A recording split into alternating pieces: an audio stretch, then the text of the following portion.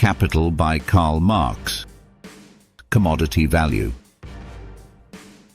The exchange of goods forms the basis of capitalist society.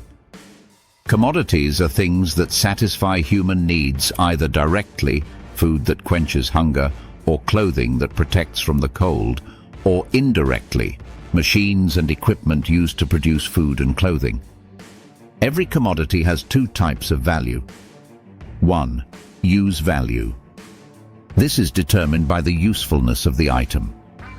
Use value is inherent in each individual commodity and is inseparable from it. It does not depend on the amount of labor required to produce that commodity. 2. Exchange value. This value is determined by the relative worth of one product compared to others. For example, a certain amount of flour can be exchanged for a certain amount of silk fabric.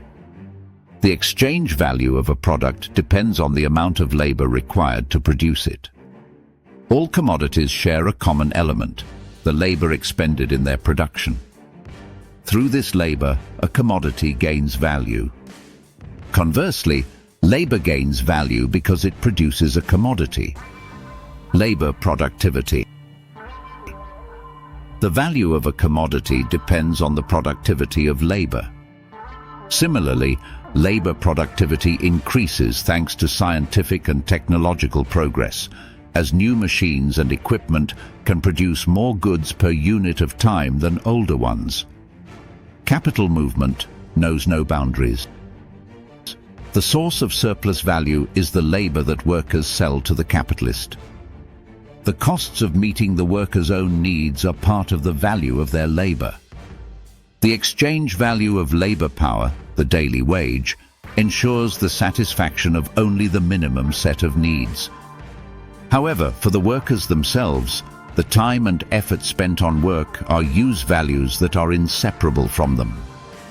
Capitalists buy this use value from them to produce surplus value, the difference between the value of the labor product and the cost of labor.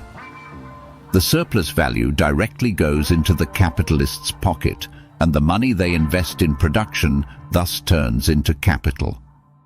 The transformation of labor power into a commodity is manifested in the fact that at the end of each day, workers receive payment for the work performed, not for the product produced. Their connection to the products of their labor is thus severed. Workers are alienated from their work, and the fruits of that work no longer belong to them. Labor is a part of human personality, but industrial workers, mechanically performing specialized operations, lose connection with their own labor. Commodity and money fetishism. Primitive tribes exchanged a strictly defined number of shells or animal skins for the things they needed. Gradually, coins made of precious metals began to play the role of an exchange equivalent. However, over time, money lost its function as a substitute for real things and became an abstract embodiment of exchange value. If coins made of precious metals still had their own value, in the case of paper money, the material from which they are made plays no role in the function of money as a measure of value. The value of money ceased to depend on the number of things it could be exchanged for, and money itself turned into a fetish. Commodities can also be considered a fetish of this kind. They acquired their own essence, losing any connection with the people who produced these commodities and the labor expended on their production. In the Middle Ages, workers produced only the things they needed for life, and therefore the products of their labor were not fetishes. The fetishization of commodities, the attribution of mystical reality to them, began only with the development of trade relations in society. The product belongs to the capitalist, not the immediate producer, the worker. Circulation of goods and money. Goods are exchanged for money, and money is exchanged for goods. In other words, the worker exchanges the product of their labor for the product of another worker's labor.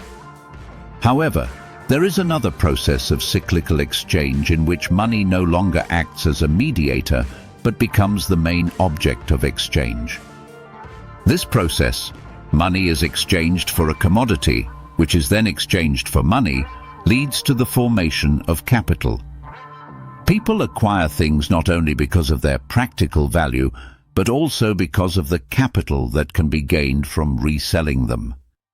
The key factor here is the exchange value of the commodity, or more precisely, the profit that increases capital. The only commodity that can constantly increase the profit extracted is labor power. The constant pursuit of profit is the driving force of capitalism. It is the reason for the continuous growth of capital. The fundamental purpose of commodity exchange is to satisfy human needs. The circulation of money, however, becomes self-contained. Capital accumulation. Money is needed by the capitalists to increase their capital. To this end, they invest part of the money in acquiring new means of production. Thanks to new means of production, the productivity of workers' labor increases sharply. If the population of a country grows at the same rate as labor productivity in its economy, an army of labor reserves arises, a large mass of unemployed people who are willing to work under almost any conditions. Workers do not participate in the distribution of profits created by the surplus value arising from their labor. Their lot is competition with each other for jobs, which is primarily beneficial to the capitalist. The existence of a large army of unemployed allows the capitalist to get the required number of workers at any moment who can be forced to perform any work. Class struggle. The relationship between capitalists and workers is characterized by an irreconcilable conflict of class interests. For many centuries, workers and capitalists have fought over the surplus value created by the labor of workers. These relationships have always been based on violence. Sooner or later, there will come a time when the capitalists' reckless pursuit of profit will ruin them. Thank you for watching. This was a summary of a book from the property section of the Wheel of Your Life. To explore books across the entire Wheel of Life, including new releases, subscribe to the channel.